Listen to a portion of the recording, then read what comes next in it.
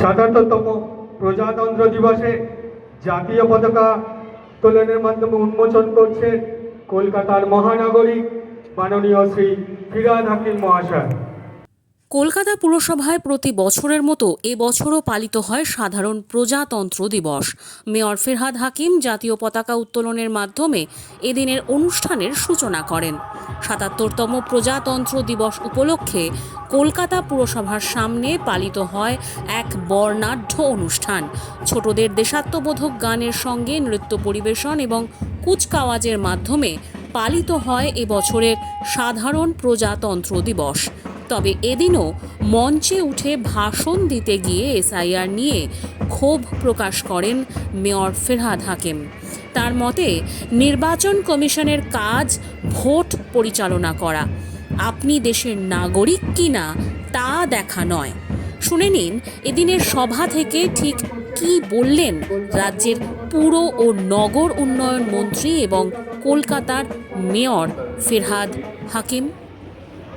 উপস্থিত আমাদের জয়েন্ট কমিশনারগণ, উপস্থিত আমাদের ডিজি সাহেবেরা, সেক্রেটারি সাহেব এবং সর্বোপরি আমার ছাত্রছাত্রী এবং উপস্থিত এখানে যারা আছেন ভদ্রমণ্ডলী, আমার সাথে এসেছেন আমার কন্যা প্রিয়দর্শিনী হাকিম, আমার নাতনি আয়াত হাকিম। প্রজাতন্ত্র দিবস,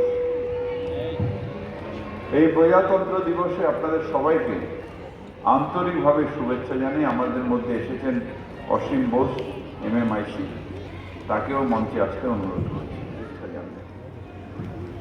এই প্রজাতন্ত্র দিবস অর্থাৎ যেদিন আমাদের সংবিধান ভারতের মানুষের উদ্দেশ্যে প্রেরিত হয়েছিল, সেই দিনটা আজ। অর্থাৎ সেই দিন ভারতবর্ষের মানুষের ভাগ্য লিখন হয়েছিল। সেই দিন ভারতবর্ষ কিভাবে চলবে সেটা ঠিক হয়েছিল এবং তার অত্যন্ত জরুরিটা হলো আমাদের ভারতবর্ষ স্বাধীন রাষ্ট্র, আমাদের ভারতবর্ষ গণতান্ত্রিক রাষ্ট্র, আমাদের ভারতবর্ষ সার্বভৌমত্ব রাষ্ট্র, আমাদের ভারতবর্ষ ধর্মনিরপেক্ষ রাষ্ট্র।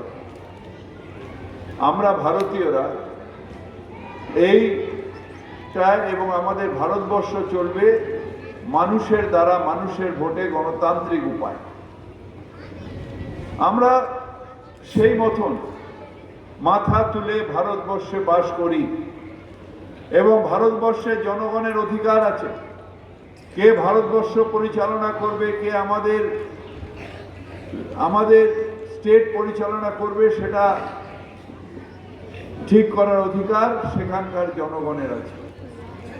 এবং সেই মতন একটা কনস্টিটিউশন তার নিশ্চিতভাবে পার্লামেন্ট যেরকম নির্ধারণ করে, যেরকমভাবে স্টেট অ্যাসেম্বলি নির্বাচন করে, পিপলস রাইট প্রিপারেশন করে, ঠিক সেইভাবে 77 অ্যামেন্ডমেন্টের পরে আমাদের পঞ্চায়েত এবং মিউনিসিপ্যালিটি কর্পোরেশন সেটা কিভাবে চলবে, এটাই সেই কনস্টিটিউশনেরই ধারা এবং সেই মতনই আমরা চলছি।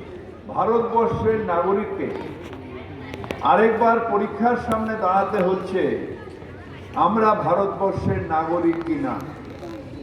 এই ব্যাপারে এই হাউসটা দেখছেন দোতলায়, স্বাধীনতার আগের থেকে মানুষের অধিকার নিয়ে লড়াই করেছে সেই সব প্রাতঃস্মরণীয় ব্যক্তিরা যারা এই হাউসে ছিলেন।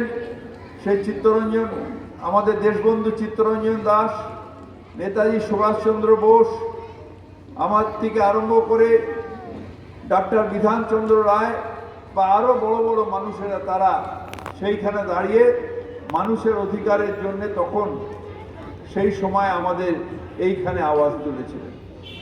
আর ঠিক সেই আওয়াজ কলকাতা কর্পোরেশন থেকে আমাদের তুলতে হবে যে মানুষ তার অধিকার রক্ষা করতে হবে for the people by the people, অর্থাৎ মানুষের জন্য, মানুষের দ্বারা। এখানে ইলেকশন কমিশনের দ্বারা নয়। ইলেকশন কমিশন ইলেকশন কন্ডাক্ট করবে, রুলস অনুযায়ী চলবে, কিন্তু ভারতবর্ষের নাগরিক আমি আছি কি না সেটা নির্ধারণ করবে না।